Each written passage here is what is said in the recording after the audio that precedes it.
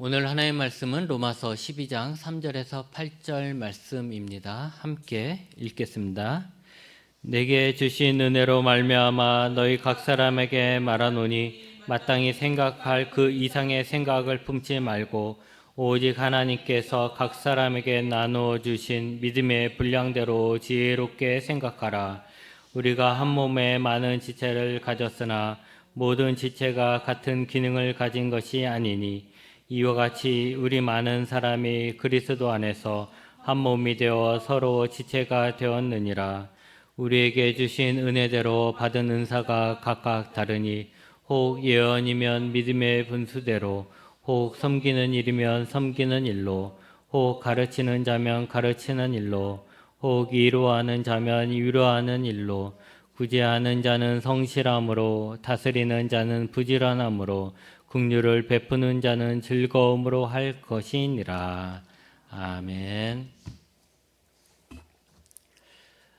예전부터 가난한 성도들이 있었습니다. 그런데 코로나로 인해서 더더욱 이 가난한 성도들이 많다고 합니다. 가난한 성도가 뭐냐면 가난을 거꾸로 하면 안나가입니다. 즉 예수님을 믿지만 교회는 안 나가는 사람들을 가난한 성도다라고 우스갯소리로 이야기합니다. 일단 이들은 예수님은 믿습니다. 어렸을 때 믿음을 갖던지 어쨌든지 간에 예전에 교회를 다녔던 사람들이었고 그렇기 때문에 예수님에 대한 믿음은 가지고 있습니다. 그래서 자신은 구원은 받았다라고 믿고 있고 자신은 가끔 어려운 일 생길 때마다 하나님 앞에 기도도 합니다. 그리고 10계명 정도는 지키려고 하고 있습니다. 그런데 교회에 속하는 것은 싫어합니다. 그래서 교회에 속하지 않으려고 합니다. 그냥 나 개인적으로만 예수님을 믿는 것입니다. 왜 교회에 속하는 것이 싫을까요? 먼저 교회에 대해서 실망해서 그런 경우가 있습니다. 과거에 교회 목사님이나 성도들에게 어떤 심한 모욕을 당했다거나 아니면 안 좋은 모습을 보고서 실망했을 수도 있습니다. 특히 요즘 젊은 사람들은 정치적인 부분에 좀 민감합니다. 그런데 교회에 갔더니 목사님이 순전히 정치적인 이야기만 한다. 그것도 어떻게 잘 하는 것이 아니라 한쪽의 정치적인 평양성을 보여서 한쪽의 이야기만 계속 한다라는 것이죠. 그러니까 그것이 자신의 정치적인 성향하고 맞지 않는다. 그래서 교회 못 다니겠다라고 말하는 사람들이 의외로 많습니다. 정치적인 성향은 부모 자식 간에도 달라서 싸우기 때문에 교회에서는 하지 말아야 합니다. 특히 서로 지지하는 정당이 다른 사람들끼리는 더더욱 그렇게 하면 안 되는 것입니다. 또 다른 경우는 편하기 때문이죠. 교회에 속해 있으니까 간섭하는 사람도 많습니다. 또 지켜야 할 약속도 많이 있습니다. 근데 교회에 속해 있지 않으면 간섭할 사람도 없고 지켜야 할 약속도 없는 거죠. 여러분, 우리가 이게 좋으면서도 또 어떻게 보면 힘든 게 서로 관계를 맺어가며 사는 것이죠. 자기 혼자만 그냥 예수님 믿으면 나 하나만 신경 쓰면 되잖아요. 근데 우리가 교회 안에서 한 성도가 되고 하나가 되기 때문에 우리가 나 하나만 신경 쓰는 게 아니죠. 내 주변에 있는 온 성도들을 다 신경 쓰게 돼요. 그러니까 다른 사람들에게 내가 간섭받게 되고 또 나도 다른 사람을 간섭하게 되는 거죠. 근데 요즘 젊은이들이 그런 걸 싫어하죠. 그래서 이렇게 간섭받는 게 싫다. 이래서 나는 가난한 성도 하겠다라는 사람들이 있습니다. 또 정해진 예배 시간들이 있잖아요. 자기가 시간을 자기에게 맞춰서 쓰는 게 아니라 교회에서 정해진 시간에 자기가 그 시간에 나와야 하는 거기 때문에 그것도 힘들다, 귀찮다라고 얘기하죠. 또 교회에 그냥 나옵니까? 오면 봉사도 해야죠. 근데 봉사가 또 봉사는 즐거움이 있는데, 근데 그렇지 않은 사람은 봉사를 안 하면 눈치를 주기 때문에 마음이 불편한 거예요. 또 교회 나가면 우리가 헌금도 하잖아요. 교회 안 나가면 헌금도 안 하고 그냥 내가 그냥 쓰고 마는데, 그걸 또 교회 헌금하려니 그것도 불편한 것이죠. 교회 안 나가면, 교회 속하지 않으면 이런 불편함이 다 사라집니다. 자기 마음대로 할 수 있는 것이죠. 아마도 제 생각에는 제일 많은 이유가 바로 이거 아닌가라는 생각을 합니다. 또 다른 이유는 많지는 않지만 의외로 이런 사람들이 있더라고요. 교만해서 그렇습니다. 교회가 교회처럼 안 보이는 거죠. 목사가 목사처럼 보이지 않는 겁니다. 자신이 더 옳고 바르다라고 생각하고 있는 사람들이 의외로 있습니다. 여러분, 요즘 가짜 뉴스가 사회적인 문제가 되고 있습니다. 가짜가 아니면 가짜를, 또 아니면 잘못된 사실을 진짜처럼 이야기해서 사람들로 하여금 그거를 진짜로 믿게 만드는 것이죠. 근데 교회에 관한 것도 그렇습니다. 사람들은 남을 칭찬하기보다는 남의 안 좋은 이야기에 더 좋아하고 호기심을 갖습니다. 그러기에 그런 사람들의 심리를 이용하여 인기를 얻기 위해 교회를 공격하는 사람들도 참 많습니다. 그런데 이런 사람들의 말은 참 진짜처럼 한다는 얘기죠.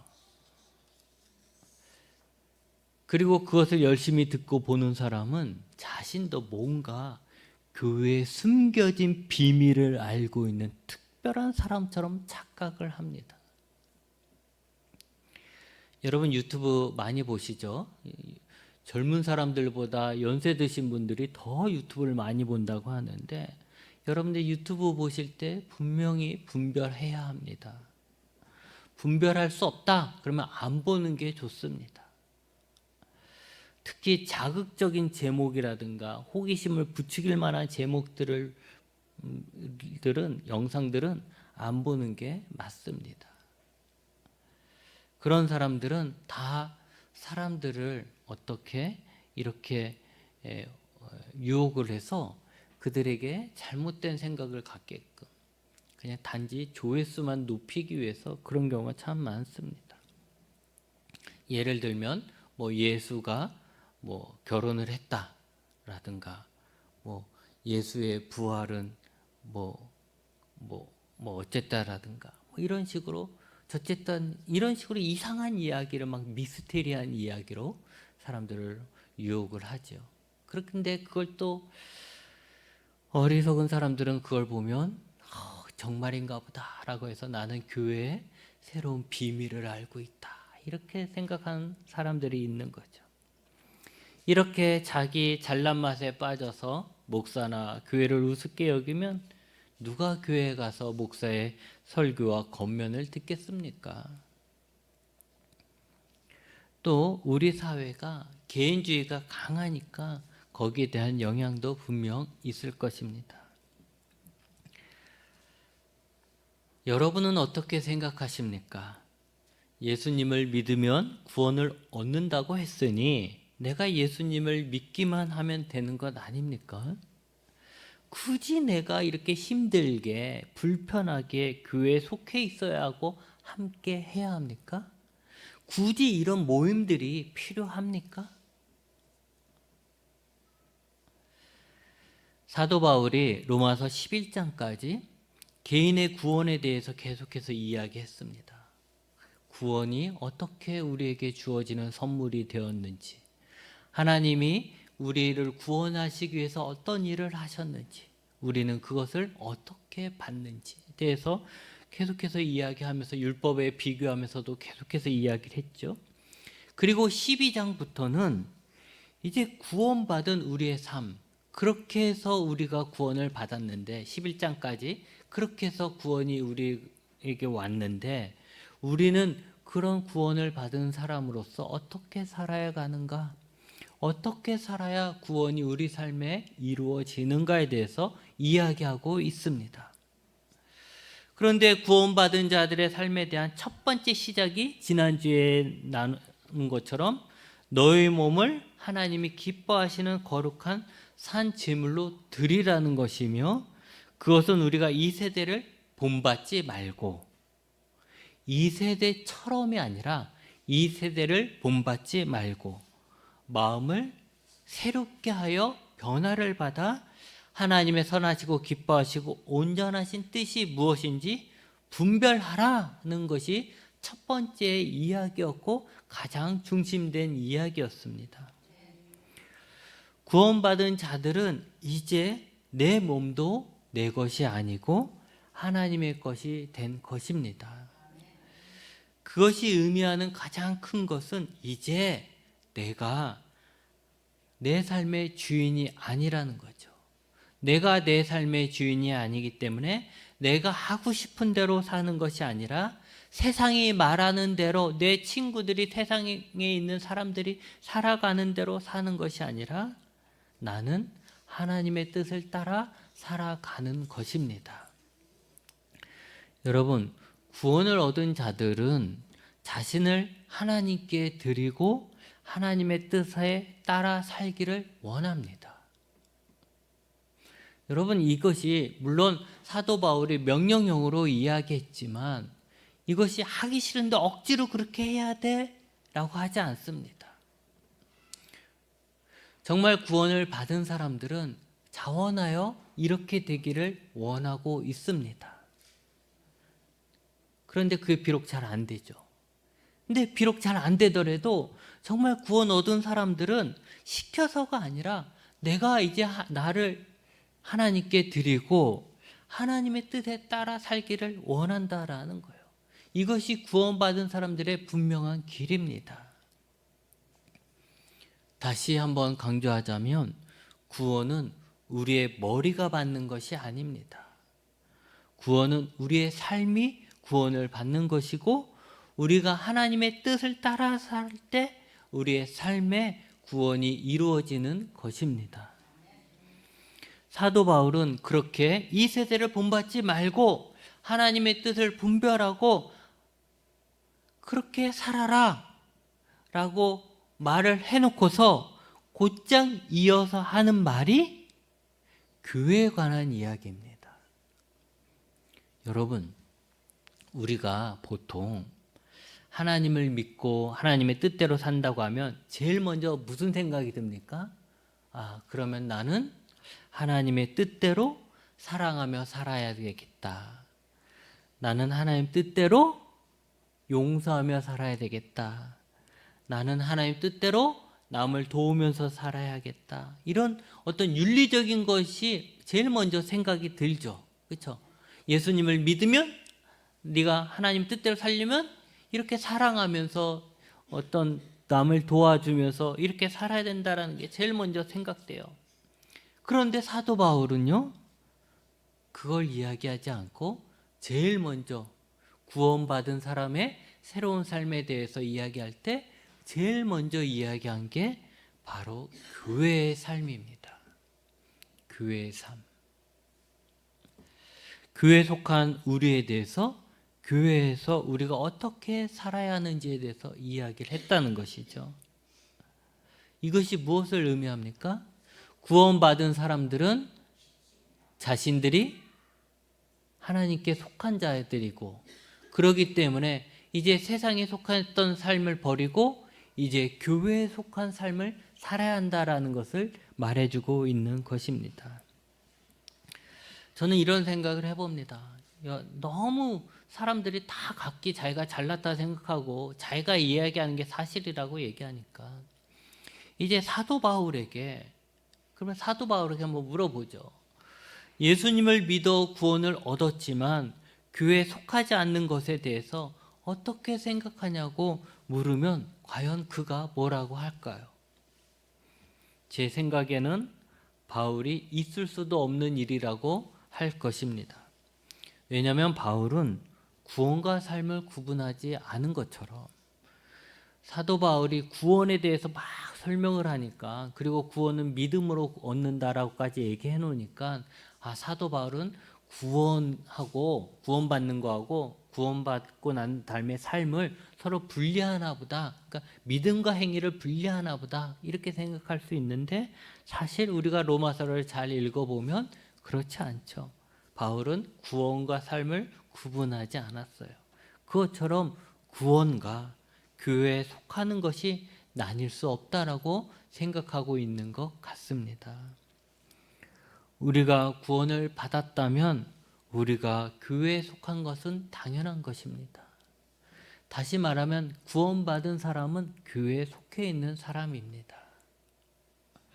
물론 세월이 흐르면서 제도적인 교회에 문제점이 있었고 지금도 있을 것입니다.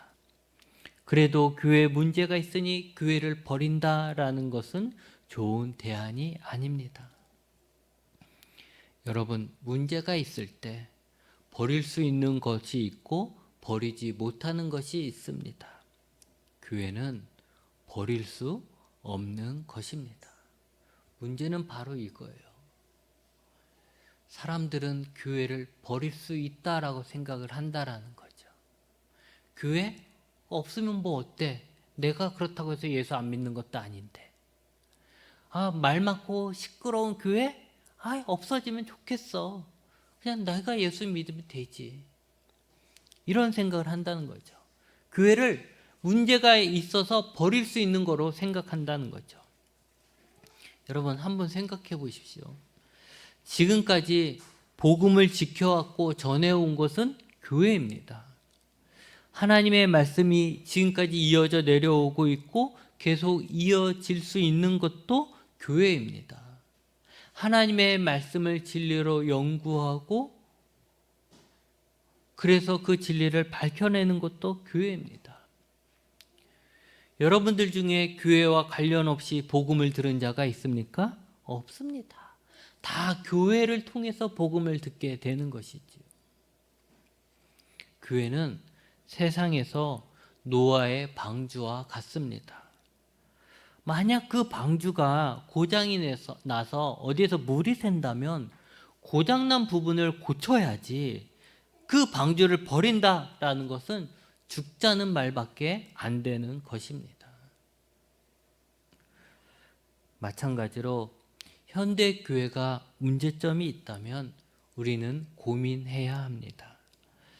어떤 교회가 하나님이 원하시는 하나님의 뜻에 맞는 모습의 교회일까? 우리는 그런 교회를 어떻게 만들어 갈 수 있을까?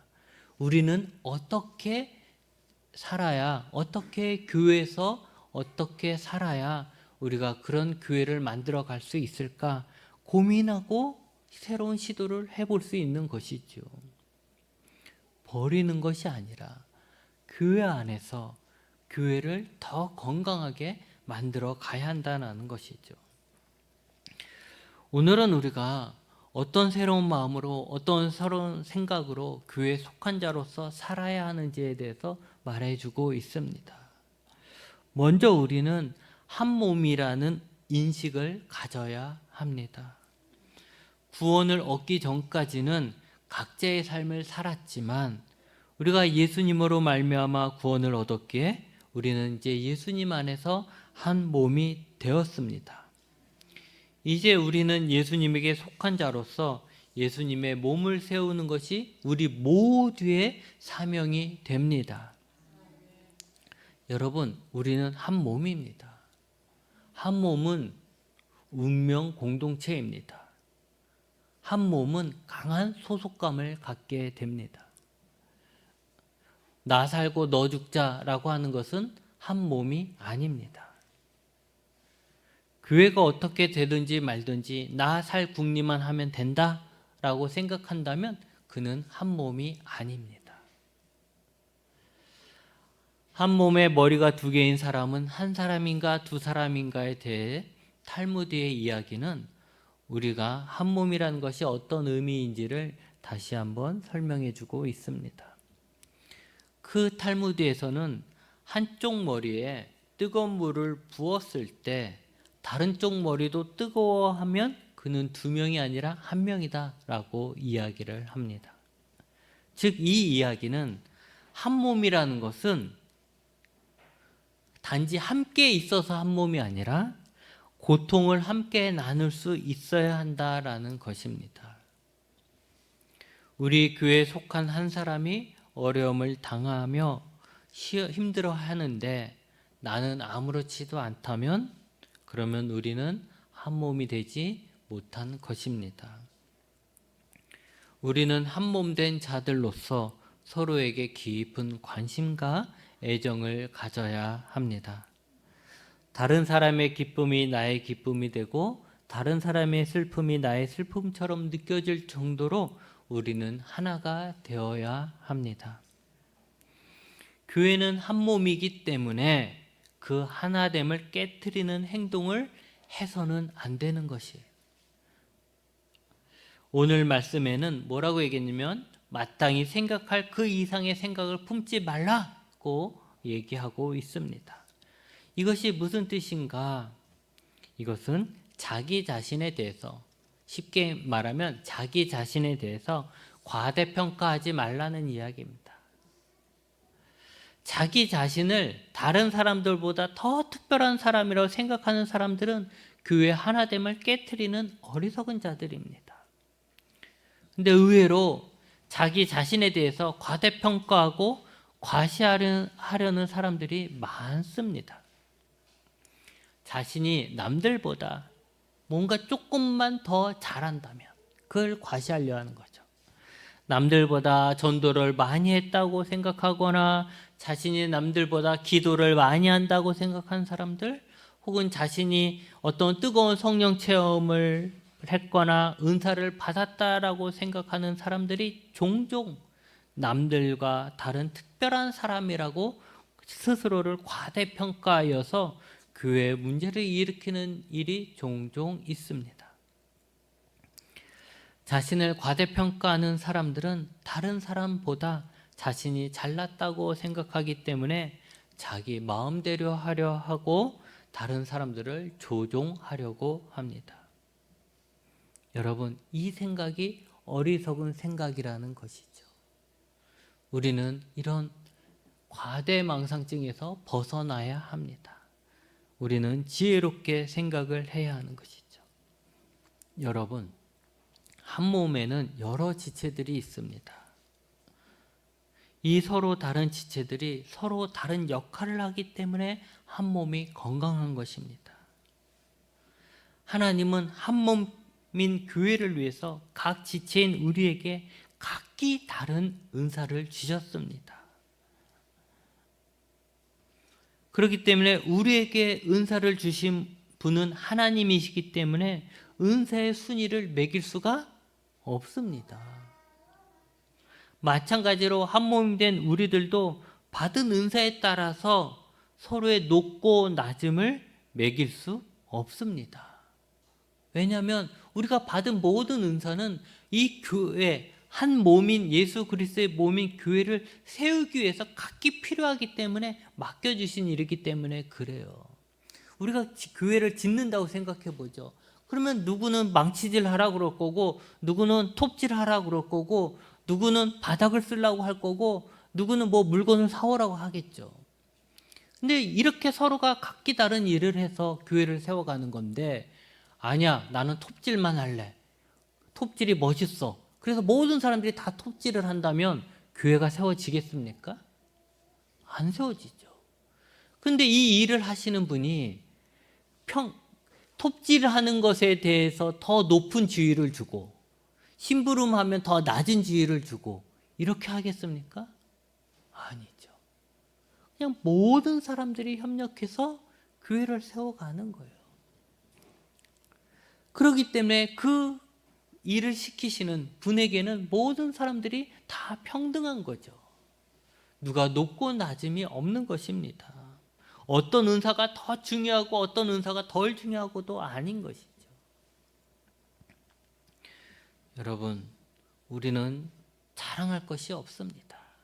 내가 남들보다 조금 다른 은사를 가지고 있다 할지라도 우리는 다 각기 다른 은사를 가졌는데 그렇다 해서 내가 자랑할 것이 아니라는 거죠.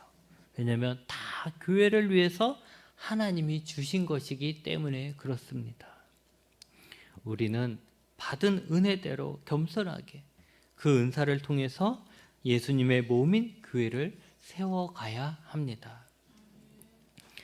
여러분, 저는 우리 교회에 차별이 없기를 바랍니다. 세상은 수많은 조건들을 만들어 사람들을 차별하고 줄을 세우고 억압을 합니다. 하지만 교회는 모두가 예수님의 몸에 속한 자들입니다.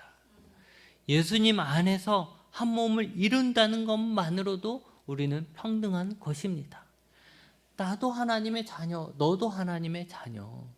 나도 예수님에게 속한 자, 너도 예수님에게 속한 자. 이 안에서 무슨 차별이 있겠냐라는 것이죠. 물론 은사도 능력도 다 다릅니다.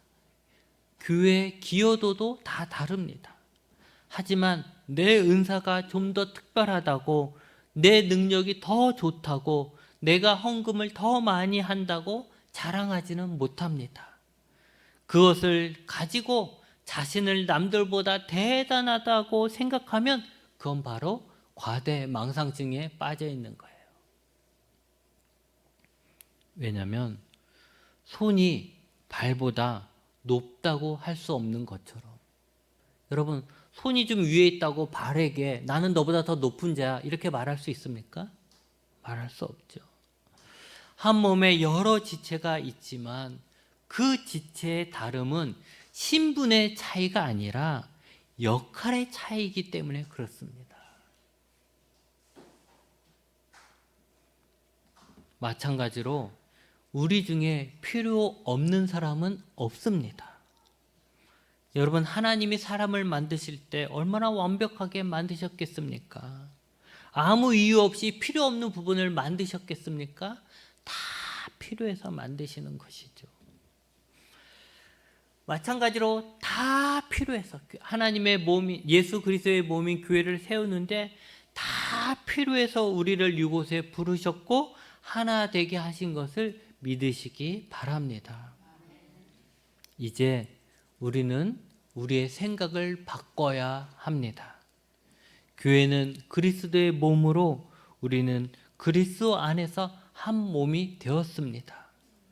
그러기에 우리는 하나라는 생각을 가져야 합니다. 나 하나만, 나 하나쯤이야 라는 생각은 벌써 이 하나됨에서 우리가 벗어나는 것입니다.